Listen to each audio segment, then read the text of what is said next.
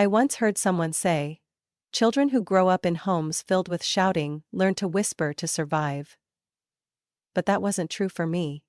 I didn't whisper. I went silent. So silent it was like I'd disappeared in my own home. Every click of high heels on the wooden floor made my heart clench.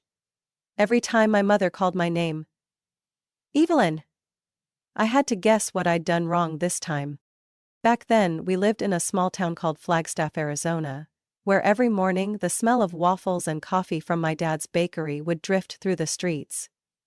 His name was Patrick, the kindest man I've ever known, always busy in the little kitchen behind the counter.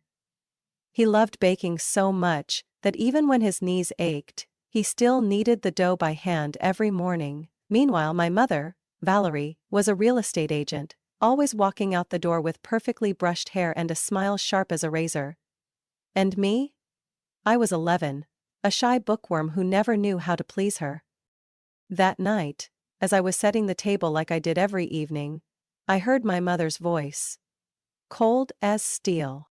"One more month without enough revenue, Patrick. Are you trying to ruin my life?" I froze, still holding the fork. My dad looked up from a bill. "Val, not in front of her, please." "Oh, why not? She should know just how useless her father is," my mom scoffed, then turned to me, eyes sharp. "Evelyn, where's the bottle of wine I put in the cabinet?"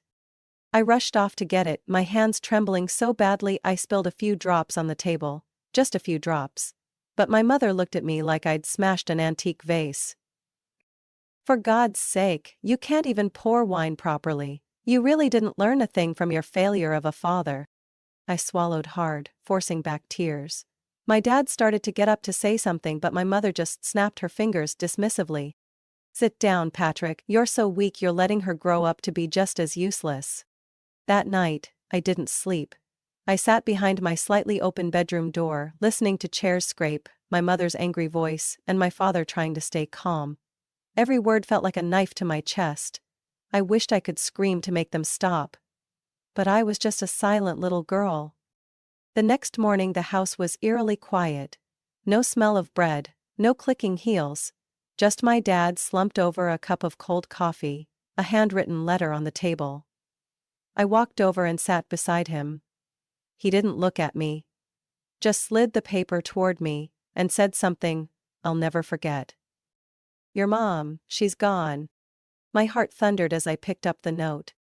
"Patrick, I've had enough. Richard can give me the life I deserve. I don't need this stupid bakery, this cheap house, or that bland, useless daughter of yours. Evelyn, don't come looking for me. Goodbye." I thought I'd scream, cry, get angry. But I just went numb. Some part of me had known this was coming. I just didn't expect it to be so cruel. The months that followed were endless. My father filed for divorce and sole custody. We sat in silence at the local courthouse, my small hand gripping his like I was scared of the dark. My mother never showed up. No apology. No final glance back. Eventually the judge struck the gavel. "Mrs. Valerie Miller is permanently stripped of custody. Full responsibility is awarded to Mr. Patrick Miller. This hearing is adjourned." My dad looked at me, eyes red but relieved. He squeezed my hand tight. "It's just us now, Evelyn." I nodded.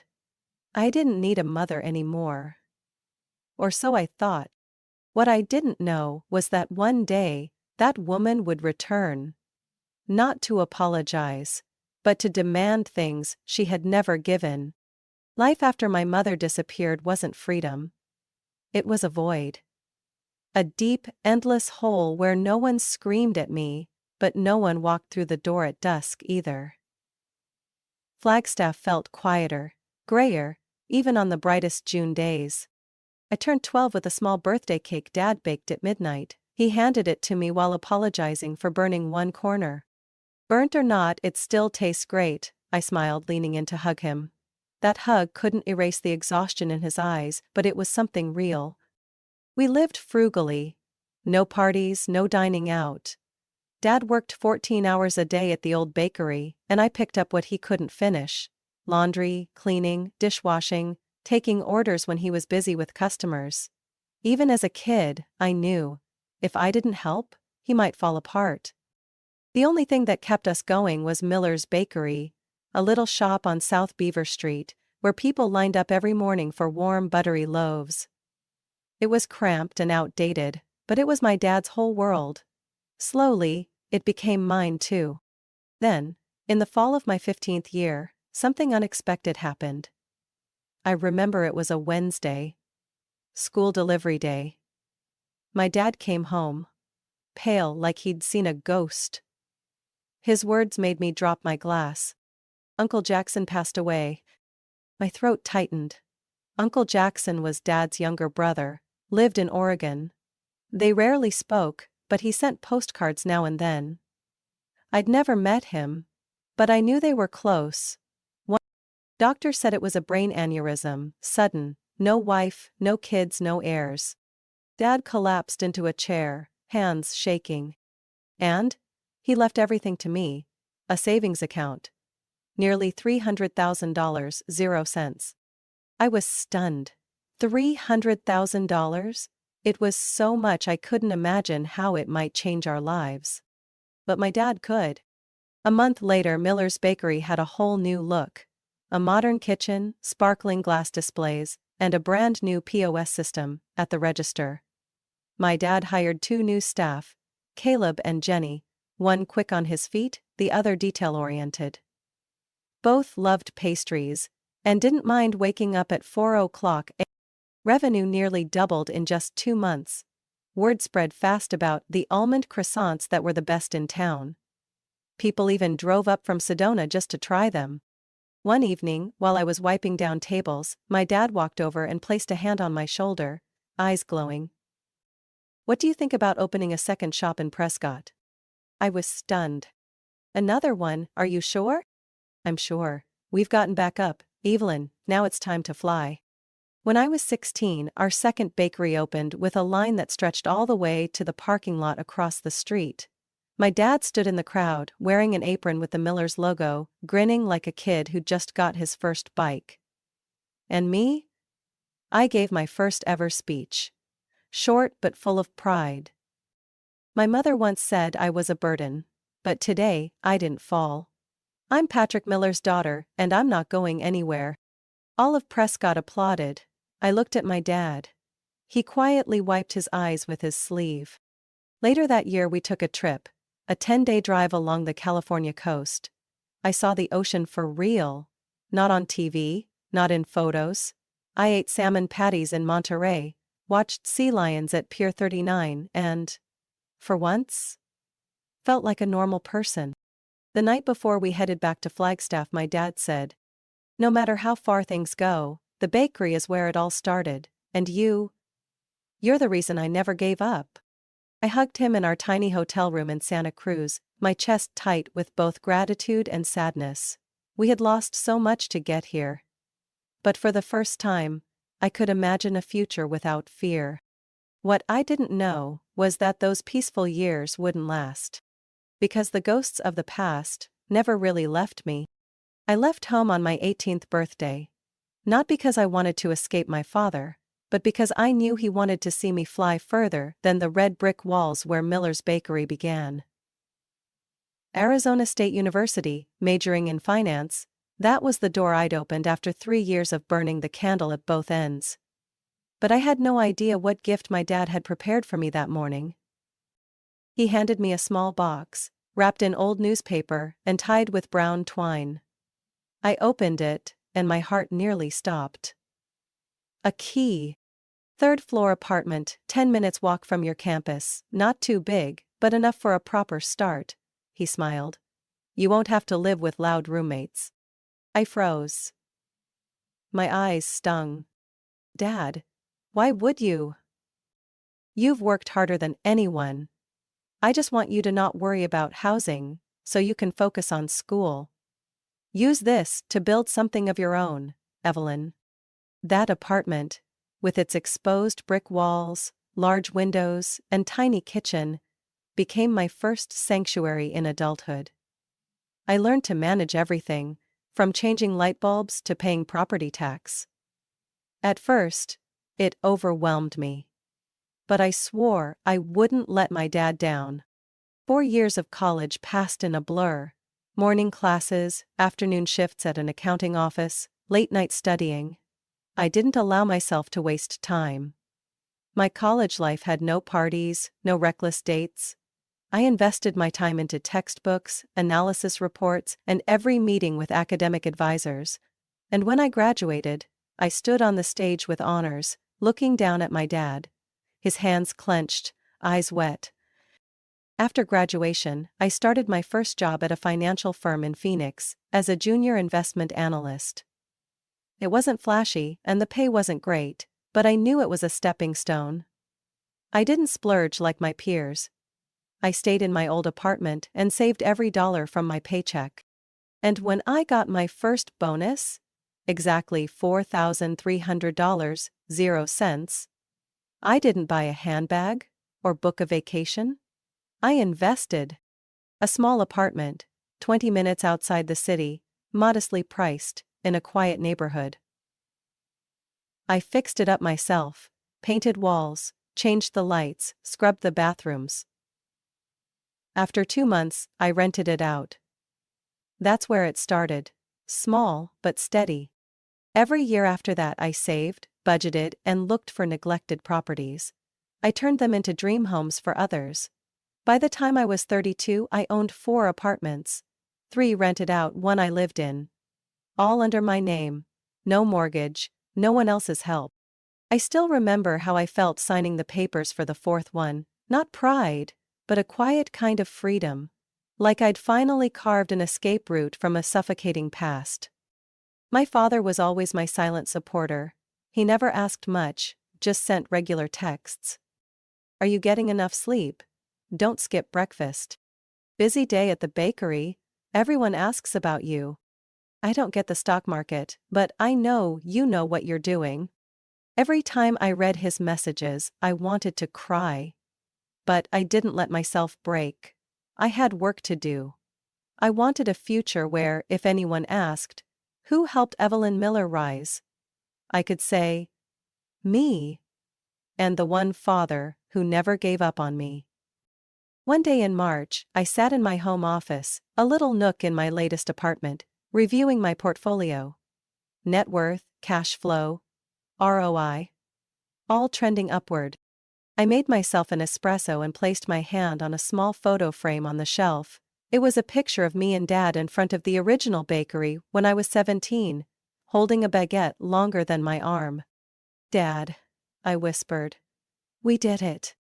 I thought life had finally settled. Then the call came.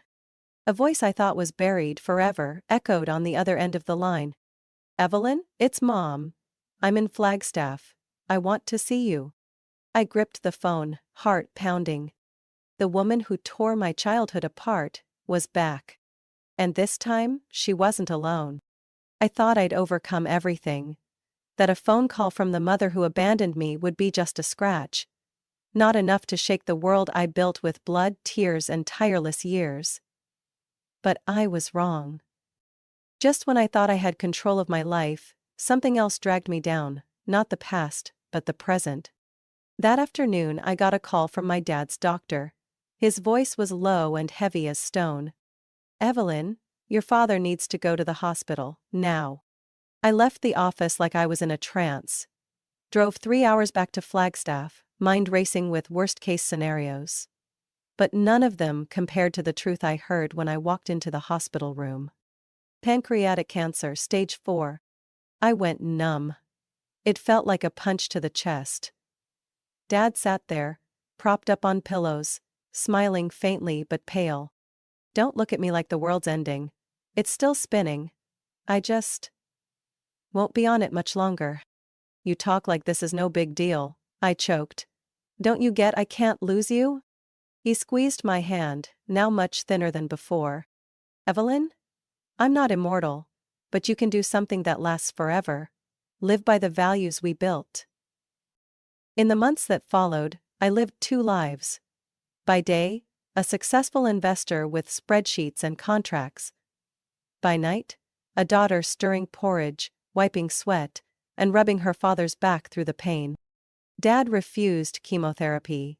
He chose light treatment to extend time, not to cling to a fragile hope. Instead, he rewrote every document: the will, transfers, investment accounts. He called the lawyer, the accountant, even the bank representative to come to our house. One late autumn afternoon, he pulled me close to the bed. "I sold the bakery." I froze. "You sold it? But you loved it. And I love you more. The bakery was my past. But you're the future. That money will help you build your own empire. Don't look back. Keep going." I said nothing, I just cried. 7 months after the diagnosis, on a Monday morning, I walked in with soup and found him no longer awake. He passed in silence, still holding the handkerchief I'd embroidered with "Dad" when I was 12. The funeral was held on a cold, misty afternoon.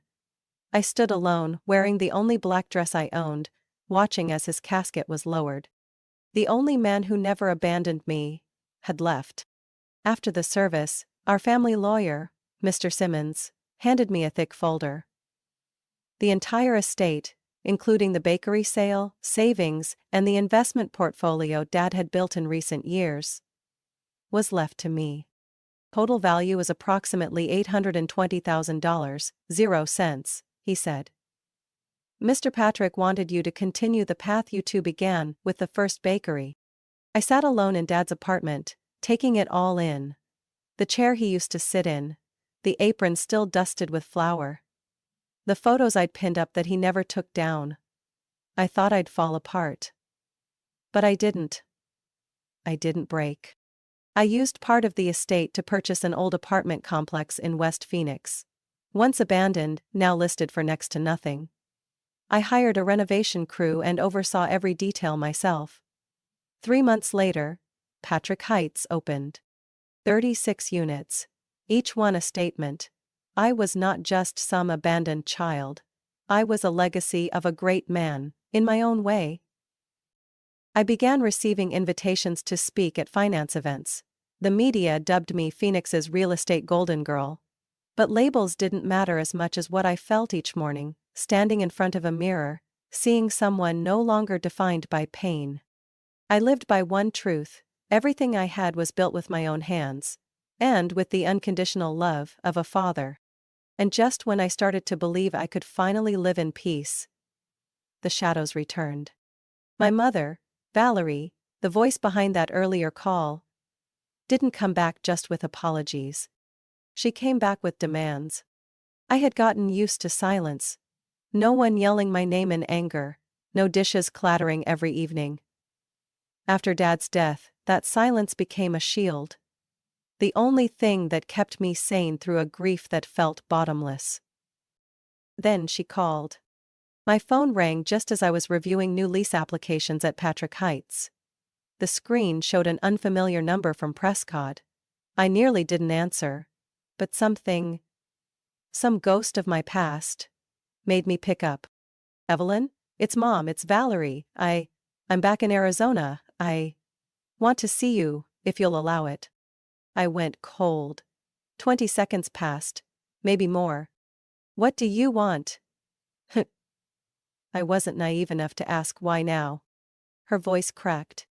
I regret everything, and there's someone else, someone I think you should meet." We agreed to meet at an old coffee shop near downtown Flagstaff, where Dad used to read the newspaper on Sundays. I arrived 10 minutes early, choosing a table in the corner. My hands were sweaty despite the cold October air. At exactly noon, the door opened. Valerie walked in. Same styled blonde hair.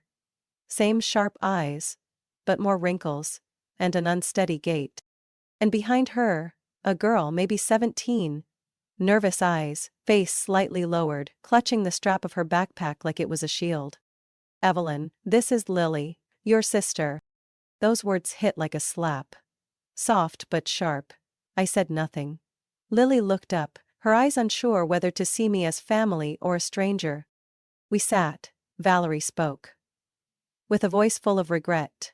That after running off with Richard, he left her not long after Lily was born. That she worked small real estate jobs, made little money and lived hard. That Lily never had stability. And now she wanted to return to Flagstaff, to start over. I heard, "You own a few properties. If you have a vacant unit, I just want a place to stay. I'll pay for electricity, water, I promise." I looked at Lily. She sat quietly, saying nothing, but her eyes were filled with shame. I remembered a 12-year-old Evelyn, holding a note that said, "You're a burden." And I remembered a father who once told me, "Even if others choose to leave, don't lose your kindness." I sighed. "There's one unit open, small place, first floor behind the shared courtyard.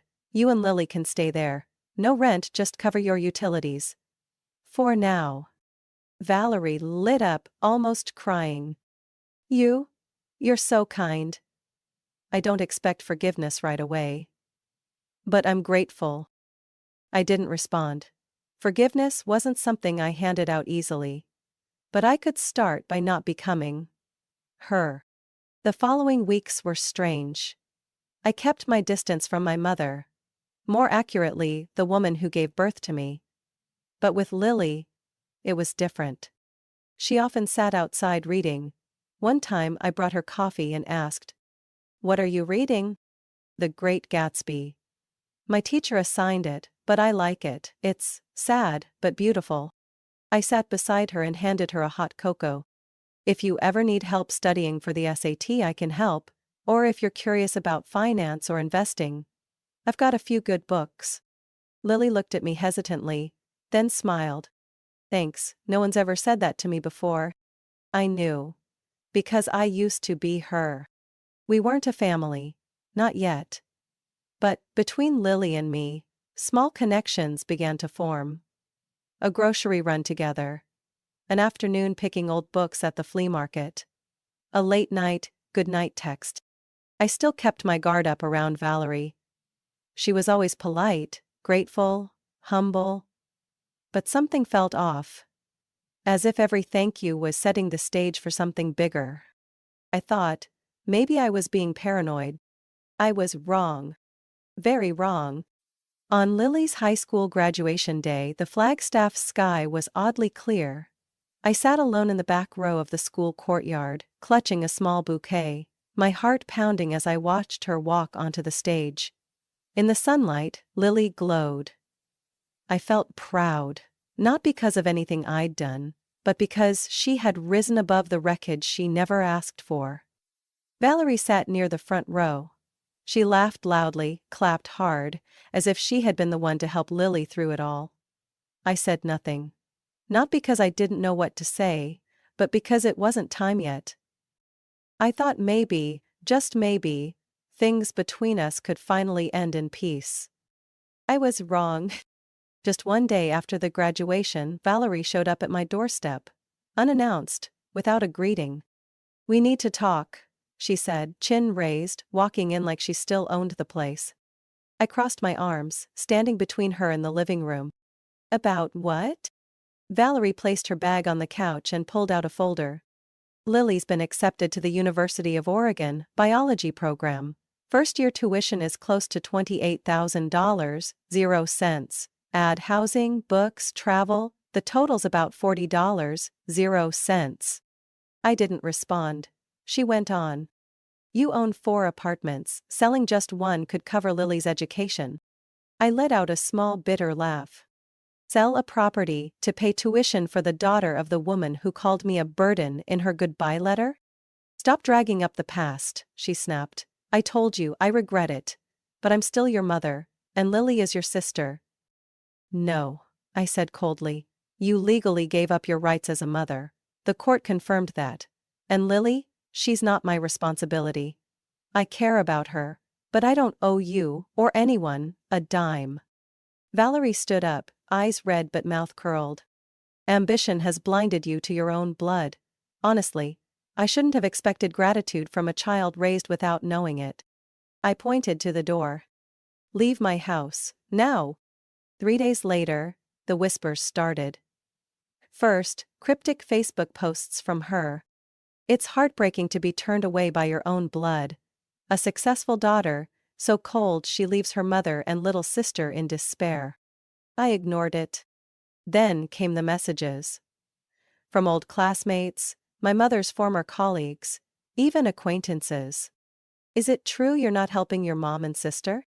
Heard you have 4 apartments, can't sell one so your sister can go to college. How can you live with yourself knowing your mom writes things that painful? Each message felt like a blade. But I kept quiet.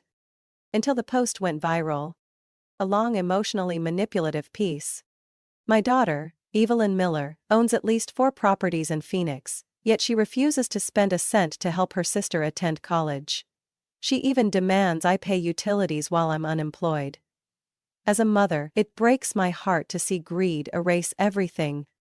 Attached were photos of my apartment buildings, pictures of Lily, even a shot of me smiling, cropped and edited to make me look cold and cruel. The comments poured in like a flood. Disgusting. A snake disguised as a daughter. No one deserves to be treated like that by their own child. I was called into HR just 2 days later. My boss, Mr. Blake, looked at me with a heavy expression. Evelyn, we don't usually interfere in personal matters, but the company's now being dragged into this. We need you to resolve it, quickly and quietly. I nodded, feeling sick to my stomach. That night, I sat at home, opened my computer and stared at my investment dashboard. 4 rental properties, stable cash flow, a new expansion plan awaiting approval. Everything I had built was now at risk. Because a woman who once treated me like garbage wanted to squeeze me dry again. I knew what I had to do. I picked up the phone and called my attorney. I need to know my legal rights regarding someone living rent-free in property I own. Miss Evelyn, if there's no official lease, no rent payments, and you've issued a written warning, you absolutely have the right to evict. Good, prepare the paperwork. I was no longer the girl crying behind a bedroom door. I was Evelyn Miller, the woman who would protect everything she had built. I sent a formal notice about unpaid utility bills early that week. Polite, procedural, without malice. Valerie didn't respond. 3 days later, I called. She picked up for barely 3 seconds. Hey, what? You've got money, don't you? A few $100 means nothing to you. I gripped the phone, still calm.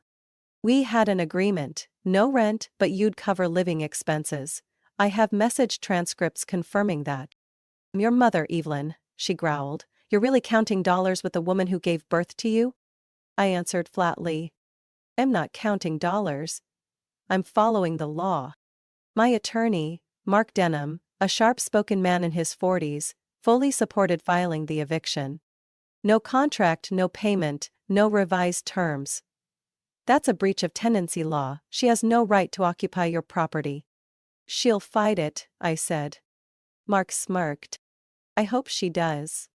We spent 2 weeks preparing. I handed over everything, message screenshots, utility bills, before and after photos of the apartment. But the strongest piece of evidence was the court document from when I was 12. The official ruling stripping Valerie Miller of her parental rights. When Mark saw it, his eyes narrowed slightly. Game over. On the day of the hearing, it rained. I arrived early, sitting quietly on a cold wooden bench in the waiting room. Valerie entered later, heavily made up in a deep red velvet dress. Still poised but with a trace of unease in her eyes. Lily walked behind her, not looking at me, clutching a small notebook with both hands. The hearing began. Valerie played the victim from her very first words. Your Honor, I'm just a mother abandoned by her daughter. I have no home, no one beside me but Lily and... Evelyn? She's turned her heart to stone. She's forgotten I gave birth to her. I didn't react. I focused on Mark. When it was his turn, he stood, pulling out a stamped photocopy. Your Honor, this is a certified copy of the ruling from the Coconino County Family Court in Arizona, dated November 19, when Evelyn was 12 years old.